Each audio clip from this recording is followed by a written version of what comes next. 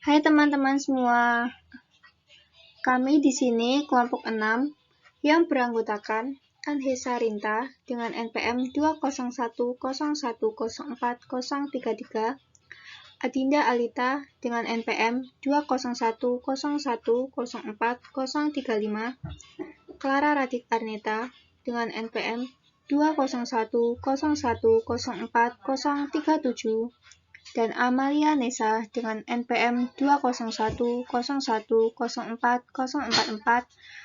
akan menjelaskan tentang fungsi memimpin.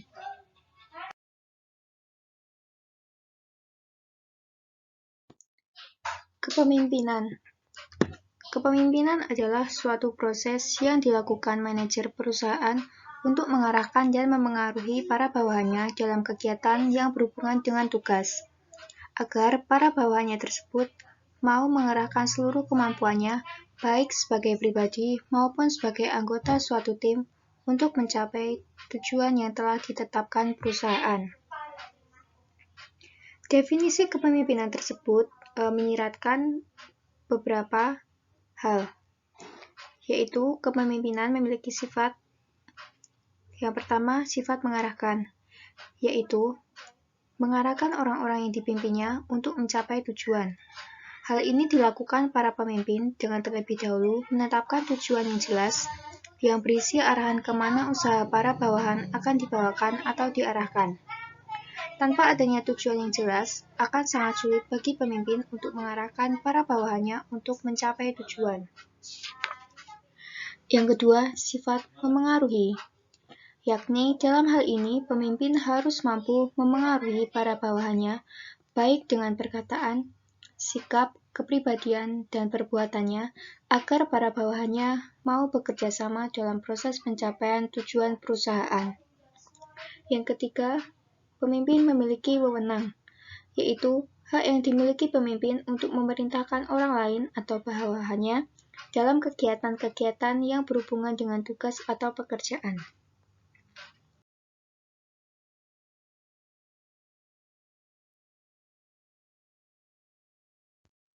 Penggunaan kekuasaan. Kekuasaan adalah kemampuan yang dimiliki seseorang untuk menguasai sumber daya manusia, informasi, dan material agar suatu pekerjaan dapat dilaksanakan.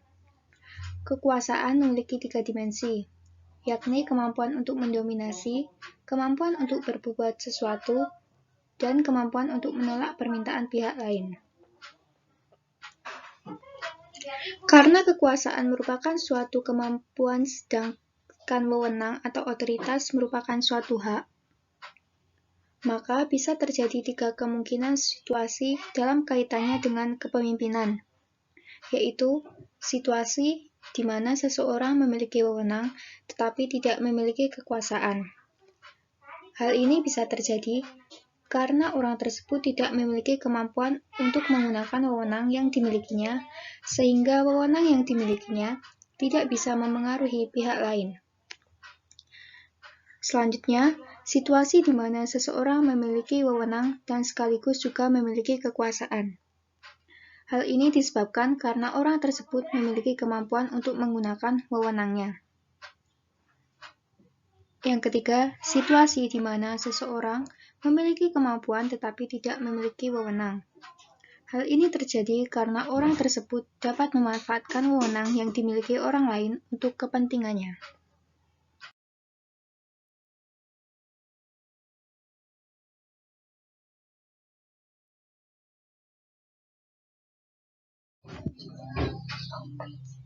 Materi yang selanjutnya yaitu sumber-sumber kekuasaan. Terdapat 5 sumber kekuasaan. Yang pertama yaitu legitimate power.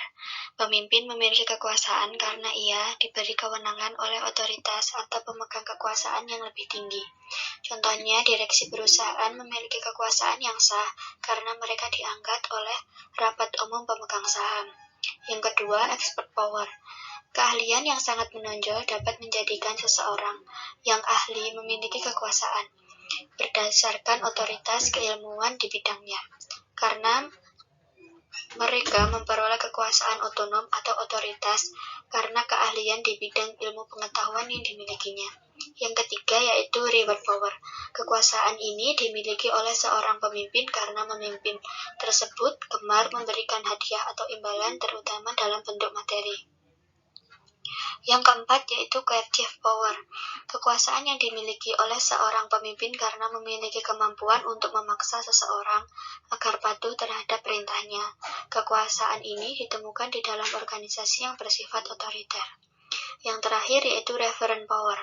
Kekuasaan ini adalah kekuasaan yang dimiliki oleh seorang pemimpin karena mereka memiliki kewibawaan, diperoleh dari keselarasan antara perkataan dan perbuatan dari seorang pemimpin. Terdapat 8 taktik mempengaruhi. Yang pertama yaitu konsultasi. Melalui konsultasi, pihak yang ingin memperoleh pengaruh atas orang lain berusaha melibatkan pihak-pihak yang ingin dipengaruhi melalui pengambilan keputusan bersama, sehingga keputusan yang dihasilkan dapat mengikat orang-orang di dalamnya. Yang kedua yaitu persuasi rasional. Upaya yang dilakukan oleh pihak yang mencari pengaruh dengan cara meyakinkan pihak lain yang ingin dipengaruhi melalui pemaparan fakta secara rasional. Yang ketiga yaitu daya tarik inspirasional. Pihak yang mencari pengaruh berusaha mempengaruhi pihak lain yang ingin dipengaruhi melalui penanaman daya tarik, baik secara emosi, nilai, atau berbagai ide yang menghasilkan antusiasme dan rasa percaya diri dari pihak yang dipengaruhi. Yang keempat yaitu taktik menjilat. Pihak yang mencari pengaruh dapat memanfaatkan kebutuhan manusia akan penghargaan. Dengan cara ini menjadikan pihak yang ingin dipengaruhi merasa dibutuhkan atau diperhatikan. Pada taktik ini seringkali menyajikan berbagai fakta yang ingin didengar oleh atasan, bukan fakta yang perlu diketahui sesungguhnya oleh atasan. Yang kelima yaitu taktik koalisi. Taktik ini mencari pengaruh dengan cara merangkul pihak lain agar berada di pihak yang mencari pengaruh dan bersama-sama dengan pihak yang dirangkul tersebut mengupayakan agar pihak yang akan mempengaruhi bisa menyetujui keinginan mereka. Yang keenam yaitu taktik menekan.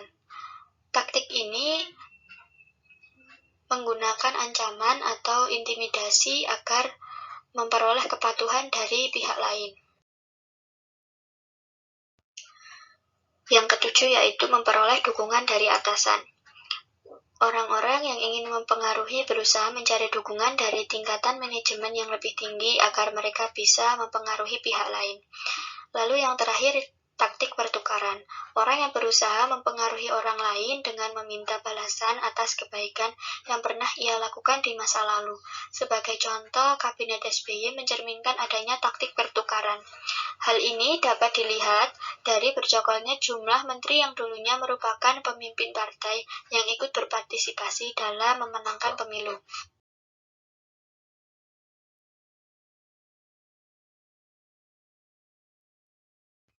Yang selanjutnya yaitu mentoring. Salah satu faktor yang menyebabkan mengapa pemimpin yang satu dengan pemimpin yang lainnya berbeda karena ketersediaan pemimpin tersebut untuk menjadi mentor.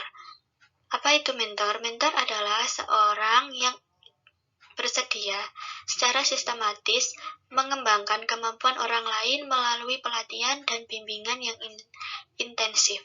Hubungan antara manajer senior dengan manajer junior dalam proses mentoring menjalankan dua fungsi yang sangat penting, yaitu yang pertama, fungsi meningkatkan karir, meningkatkan peluang manajer junior tersebut memperoleh promosi jabatan karena hubungan kekerabatannya dengan manajer senior.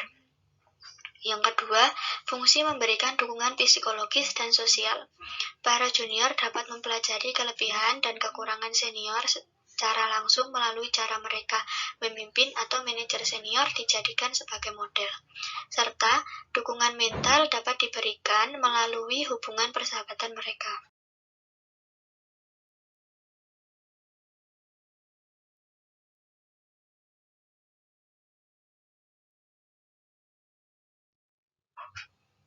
Selanjutnya yaitu modifikasi perilaku. Menurut Skinner dalam Keter 2007, perilaku seseorang dapat dikendalikan karena perilaku tersebut dipengaruhi oleh lingkungan di mana seorang berada. Modifikasi perilaku merupakan penerapan teknik pengkondisian operan yang dikendalikan oleh Skinner dalam memecahkan berbagai masalah perilaku sehari-hari. Modifikasi perilaku mencakup pengelolaan sistematis terhadap berbagai faktor yang ada di lingkungan sehingga seseorang yang berada di dalamnya lebih sering melakukan pekerjaan yang benar dibandingkan yang salah.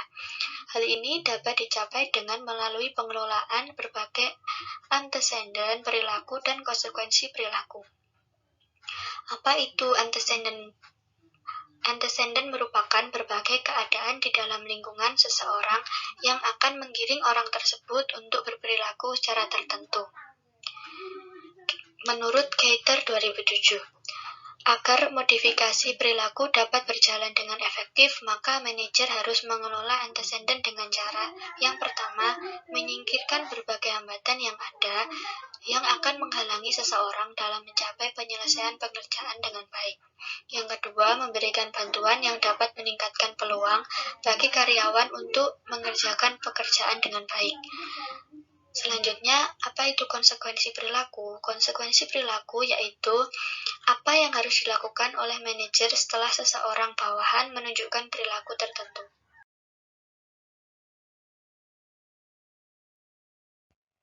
Yang ketiga adalah motivasi. Yang pertama itu unsur-unsur motivasi. Unsur motivasi ada 3. Yang pertama, tujuan. Idealnya semua manusia organisasional memiliki motivasi yang tinggi. Manusia organisasional yang memiliki motivasi tinggi sadar bahwa antara tujuan dirinya dengan tujuan organisasi itu tidak dapat terpisahkan, walaupun terpisahkan pun tidak terlalu senjang. Lalu yang kedua, ada kekuatan dari dalam diri individu. Manusia adalah insan yang memiliki energi, apakah itu energi fisik, otak, mental, maupun spiritual. Energi-energi tersebut berakumulasi dan menjelma dalam bentuk dorongan batin untuk mendorong seseorang melakukan suatu tugas secara tepat waktu. Manusia organisasional bekerja di dalam organisasi semata-mata karena terpanggil untuk berbuat tanpa mengingkari ada maksud-maksud yang ingin dicapai dalam pekerjaan, seperti gaji dan mengisi waktu luang. Lalu yang ketiga ada keuntungan, bahwa manusia bekerja ingin mendapatkan keuntungan. Pemikiran ini sangat manusiawi.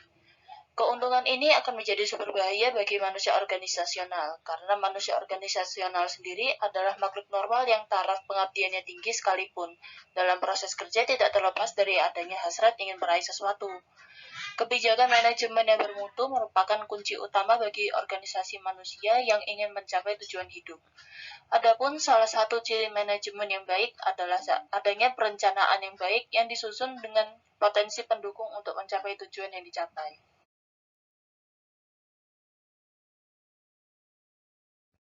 Lalu yang kedua, proses motivasi.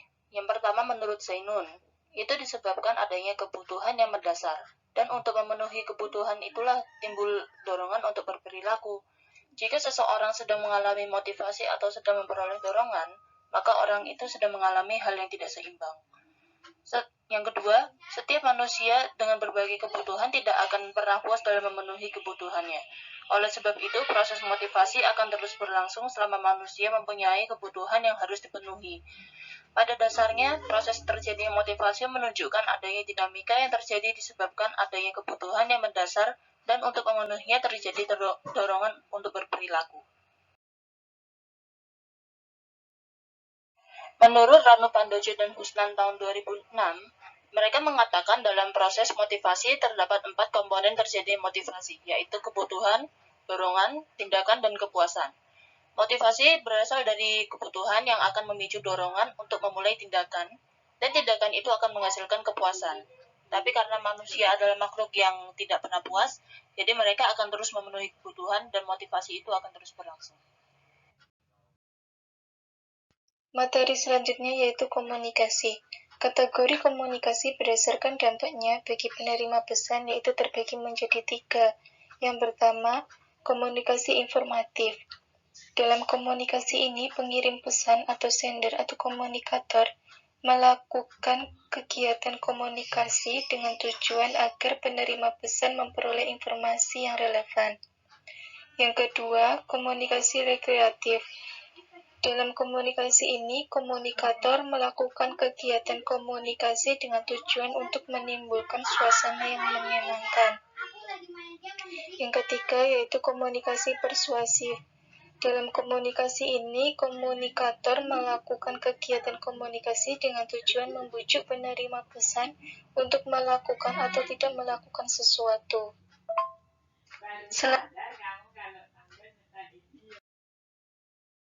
Selanjutnya yaitu proses komunikasi. Proses komunikasi antara manajer dengan bawahan dimulai manakala manajer sebagai sender atau pengirim pesan yang akan disampaikan kepada para bawahannya. Untuk menyampaikan pesan tersebut, manajer menyusun pesan-pesan yang ingin disampaikan atau disebut dengan encoding. Selanjutnya, pesan tersebut dikirim melalui berbagai media. Untuk memastikan apakah komunikasi yang dilakukan seseorang manajer atau pemimpin dapat berjalan efektif atau tidak, maka seorang manajer dapat mengukur efektivitas pesan yang disampaikan dengan melihat umpan balik atau feedback yang diberikan oleh penerima pesan atau receiver.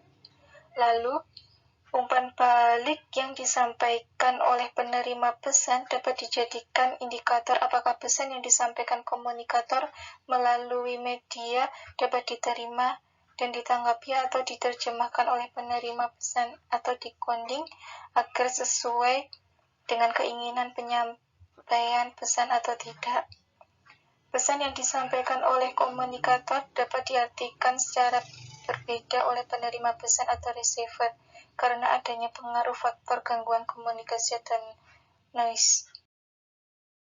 Selanjutnya, untuk lebih jelasnya, tahapan proses komunikasi dapat dilihat pada gambar ini.